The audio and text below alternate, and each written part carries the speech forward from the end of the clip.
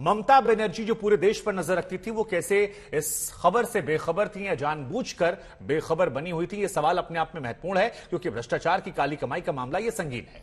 लेकिन पार्थ चटर्जी की भ्रष्टाचार कथा में सबसे अहम किरदार निभाने वाली महिलाएं हैं। वो महिलाएं जो लूज घसोट के इस खेल में पार्थ चटर्जी की सबसे बड़ी मददगार बनकर सामने आ रही। सबसे पहले आपको करप्शन की उस लेडी ब्रिगेड से आपका परिचय करवाते हैं और यह बताते हैं कि आखिर पार्थ चटर्जी ने करप्शन के इस गेम में महिला खिलाड़ियों की टीम क्यों बनाई थी।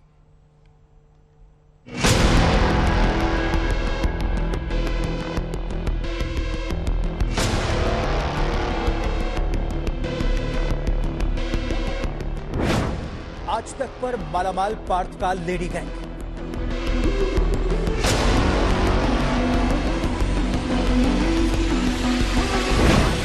आज तक पर पूर्व मंत्री की पार्था एंड लेडीज ब्रिगेड।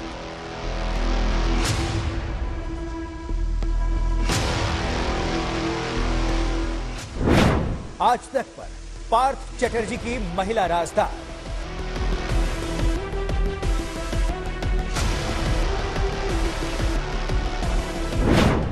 आज तक पर पार्थ चटर्जी की स्त्री कथा।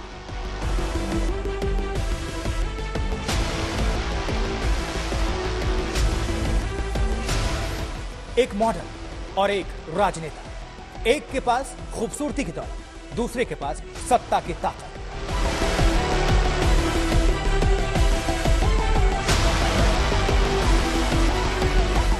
एक एलिट बांग्ला सोसाइटी में उठने बैठने वाली, यानी एक सोशलाइट।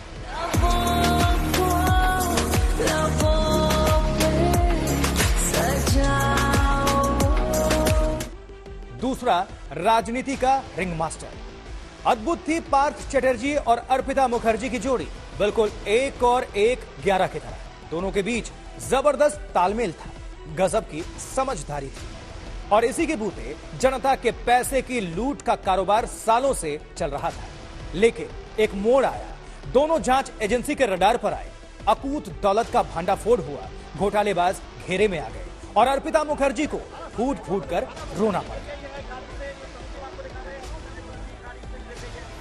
पहले कुछ दिन जब एनफोर्समेंट डायरेक्टरेट अर्पिता मुखर्जी से पूछताछ किया, उस दौरान सब कुछ ठीक ठाक था। उन्होंने कबूल भी किया था कि उनके घर से बरामद हुआ तमाम पैसा पार्थ चटर्जी का ही है। लेकिन शुक्रवार ईएसआई अस्पताल में कैमरे के सामने अर्पिता मुखर्जी रो पड़ी, फूट फूट कर रोई और उसके साथ वो दिखाने की कोशिश की कि वो कितने दबाव में है।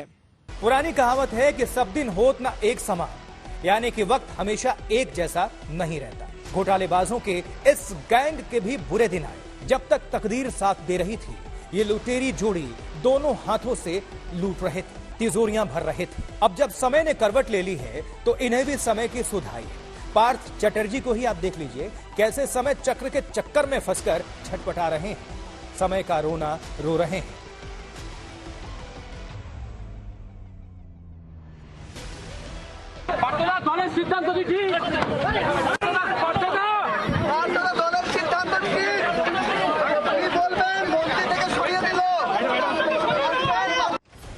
समय तो बोलेगा ही, समय ही सबका हिसाब भी करेगा, आपका भी और आपकी लूट मंडली में शामिल होने वाले मेंबर्स की भी। तो घबराइए नहीं, धैर्य रखिए।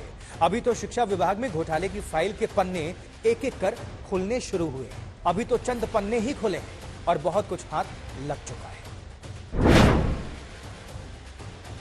23 जुलाई को पहला पन्ना खुला तो अर्पिता के फ्लैट से 21 करोड़ 90 लाख कैश मिला, 70 लाख रुपए का सोना मिला। 28 जुलाई को दूसरा पन्ना खुला तो अर्पिता के दूसरे फ्लैट से 27 करोड़ 90 लाख रुपए कैश मिले, 4 करोड़ 31 लाख रुपए का सोना मिला। तीसरा पन्ना खुला तो अर्पिता मुखर्जी के 4 फ्लैट का खुलासा हो गया और चौथा पन्ना खुला तो अर्पिता मुखर्जी की 3 कंपनियों का भांडाफोड़ हो गया।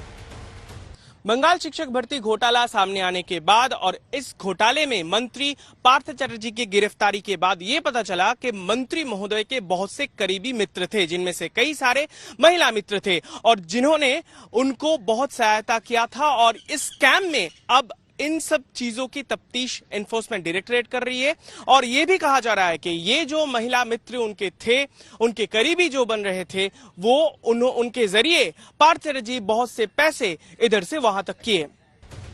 मिस्टर चटर्जी और मिसेस मुखर्जी की अपराध कथा के जितने अध्याय खुल रहे हैं, जितने पन्ने पलटे जा रहे हैं, आईने की तरह सब कुछ साफ हो रहा है कि भ्रष्टाचार की पिच पर यह जोड़ी कितनी तेजी से दौड़ लगा रही थी। ईडी अब उस पूरी महिला गैंग का पता लगाने में लग चुकी है जो लूट खसोट के इस खेल की परमानेंट खिलाड़ी थी। इस लूट दल का कप्तान पार्थ चटर्जी थे, उप कप्तानी अर्पिता के पास थी, ये तो तय है। लेकिन इस टीम की एक और महिला खिलाड़ी मोनालिसा दास बताई जा रही है, जबकि पार्थ चटर्जी की 3 और महिला मित्रों की भी तलाश जारी है।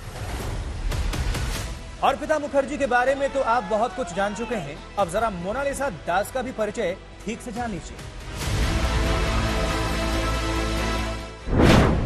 मोनालिसा दास काजी नजरुल विश्वविद्यालय में बांग्ला की प्रोफेसर। वो आसनसोल में एसबी गोराई रोड पर विवेकानंद पल्ली में किराए के मकान में रहती थी। करीब 5 साल तक वो किराए के मकान में अकेली रही, लेकिन चंद हफ्तों से वो वहां नहीं आई। मोनालिसा की बीरभूम जिले के शांति निकेतन में कई फ्लैट्स और जमीन का खुलासा हुआ है। ईडी की नजर मोनालिसा दास के इन्हीं संपत्तियों पर है। ईडी ये जांचने में लगी है कि मोनालिसा की दौलत का कहीं पार्थ चटर्जी से कोई कनेक्शन तो नहीं है। दरअसल इल्जाम यही है कि पार्थ चटर्जी ने अपने सियासी रसूख के दम पर मोनालिसा को यूनिवर्सिटी में नौकरी दिलाई और तो और नियमों को ताक पर रखकर मोनालिसा को प्रमोशन देते हुए डिपार्टमेंट का हेड बना दिया गया। आरोप तो यहां तक है कि पार्थ चटर्जी ने अपनी बेनामी प्रॉपर्टी मोनालिसा के नाम खरीदी। मोनालिसा 1-2 नहीं, करीब 1 दर्जन फ्लैट की मालकिन है। हालांकि अभी तक ईडी ने मोनालिसा को कोई नोटिस तो नहीं भेजा है। हालांकि पार्थ चटर्जी की गिरफ्तारी के बाद से ही वो अंडरग्राउंड है और उनका मोबाइल स्विच ऑफ है। नोट लोग की पड़ताल जैसे जैसे आगे बढ़ रही है, पार्थ चटर्जी की महिला मित्रों की सूची बढ़ती जा रही है। ईडी को शक है कि पार्थ चटर्जी ने बड़ी चालाकी से महिला मित्रों का काले धन को छिपाने और काले धन को सफेद करने के लिए इस्तेमाल किया। दिल्ली से मुनीश पांडे के साथ सूर्याग्नि रॉय, कोलकाता, आज तक।